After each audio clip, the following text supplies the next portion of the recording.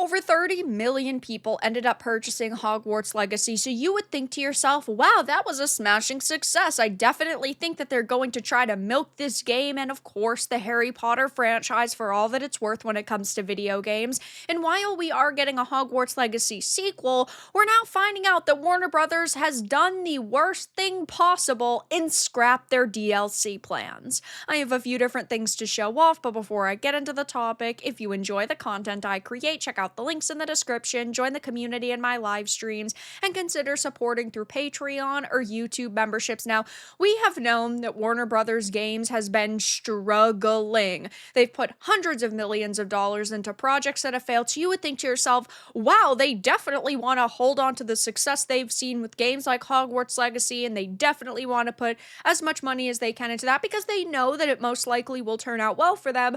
But a new report is now alleging that a rumored Hogwarts Legacy DLC has been scrapped. It says back in October 2024, Tom Henderson and Insider Gaming claimed that Warner Brothers was working on a Hogwarts Legacy Definitive Edition and that it will be sold as a separate DLC for those with the existing game. And this did not seem far-fetched at all whatsoever because we know that Hogwarts Legacy had sold extremely well, that they made a lot of money off of this. And of course, I think we always expected them to because it is Harry Potter, and Harry Potter's a mega franchise, and they do want to try to make as much money as possible. But now we're hearing that apparently all of these plans are completely scrapped. He shared that it would have been 10 to 15 hours of additional content and includes a new story quest, side quests, activities, and outfits. Now Jason Schreier at Bloomberg claims this rumored expansion or DLC has been canceled as part of an ongoing restructure at the entertainment company's video game unit. As for why it was canceled, Schreier stated that it was due to concerns that the amount of content was not substantial enough to justify the price being considered. They do not know what they are doing at Warner Brothers anymore. Look at the games that they've greenlit and the games that have ultimately failed for them. They had Hogwarts Legacy, a game that sold millions of copies, and what did they do? Released a separate game called Quidditch Champions that only had a couple of thousand people that actually played it, at least from what we understand on Steam. You would have thought that the plan would have been to have this big game expanded upon that, oh, people really love Quidditch. Why are we going to make a standalone Quidditch game that already would have cost the price of a normal DLC when we could just add that content to an existing game and know that we have a player base of already 30 million people that we're drawing upon? But that's not what they went with. They would have been smart if they had actually taken a kind of Quidditch expansion idea and expanded upon that. Maybe there are 4 different schools that join, that come to Hogwarts. You could have a quest line for each of those schools playing as a different character, and then they all come together for the tournament, and maybe it could have been set around the holidays, and then you could have had a pretty holiday update with like Christmas themed decorations and maybe a couple of mini games like, I don't know, making the biggest snowman. You could something like that, something that would have given maybe 15 to 20 hours of content, but it's also a way to get people back into the game. But that's not what they decided to go with. They went for this like Sims graphics Quidditch Champions game that nobody played, and they lost $100 million on. They recently lost $100 million on Multiverses, and they're shutting that game down because it was an epic failure. And Suicide Squad Kill the Justice League lost them over $200 million. Those are games that were major failures, and we can tell by that money alone that they have lost over the past 2 years. That is why they are going through a major restructure. They're not the only reasons alone, but those are the major reasons when it comes to the video game side of things. And it's sad to see, right? Because Hogwarts Legacy is wildly popular. Tons of people love it. They had an opportunity to make extra money off of it, but instead, now they're apparently canceling all of these plans. Now, I'm sure that they are still barreling forward with the plans for a sequel. That is not particularly shocking, given, yes, the smashing success and the money that they made off of this, the billions of dollars that they made off of this game, though it is still very unfortunate that they basically do not care about just giving people extra content, even if they could sell it. I mean, look at Hogwarts Legacy's Steam numbers. Of course, we don't have all of the numbers, right? But we do know that on Steam, it's estimated to have sold about 10 million copies. There's nearly 10 here. There's upwards of 17 by Steam Spy. I would say because all of these are around the 9 mark, 9 to 10 is probably fair enough. But the all-time peak was 879,000.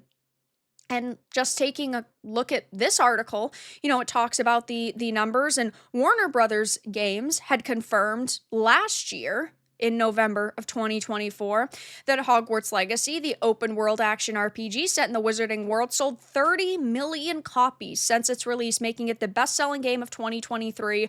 This milestone prompted Warner Brothers to start working on a Hogwarts Legacy sequel, which is a high priority for Warner Brothers Discovery's executive leadership. Hogwarts Legacy's success has led to a surge in the Wizarding World projects, including Quidditch Champions, which was an epic failure, and a remastered LEGO Harry Potter collection. I don't hate the LEGO games, don't get me wrong. I just feel like it is not the same experience that you could get out of playing a different type of game. I think that they're fun every once in a while to play, but they're definitely not major heavy hitters like a Legacy is.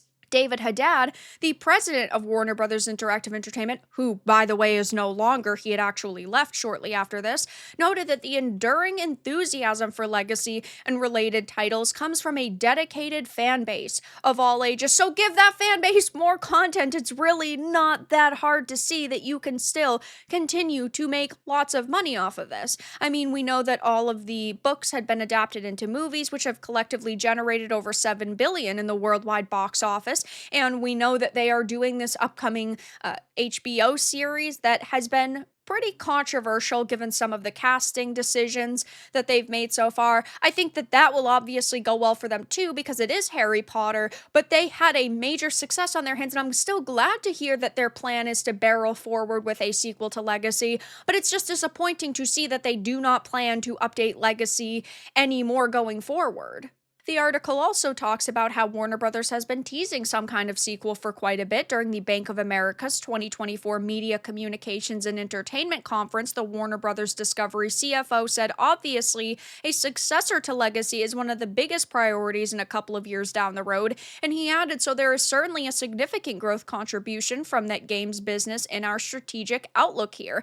Do I think that they are going to rush out a sequel? Not necessarily, but I also feel that they are going to put a lot of people onto this project. I do think that the majority of the people actually working at Warner Brothers Interactive Entertainment will most likely be on this project. We know that a lot of their other games have been canceled. They've been closing down some of these studios, like Monolith, for example. They've abandoned that. And I just don't think that they are really focused on these side projects anymore. They've put a lot of money into a lot of failures over the past couple of years, and they are just looking for some smashing successes. And I do hope that this game will come out and it will be awesome and it will not disappoint when it finally does release. I don't think it's going to be probably until like 2028, but either way, it is just still a little bit disheartening to hear that it's going to be such a long time before we get this follow-up, and that they ultimately are not going to try to give people at least a little bit more content in 2025 or 2026 to hold us over until the sequels launch. So I will be keeping my eye on this. Maybe they will end up coming out and saying that, oh no, this report is false, this is still our plan. I don't think that's going to happen, especially with the state of disaster Warner Brothers is kind of in at this point, but for now, that's all that I really had to discuss in this video. Let everyone know your thoughts in the comments below. If you enjoyed this, give it a like, and if you didn't, give it a dislike. I appreciate your support either way, but I'll talk to you all again in the next video really soon.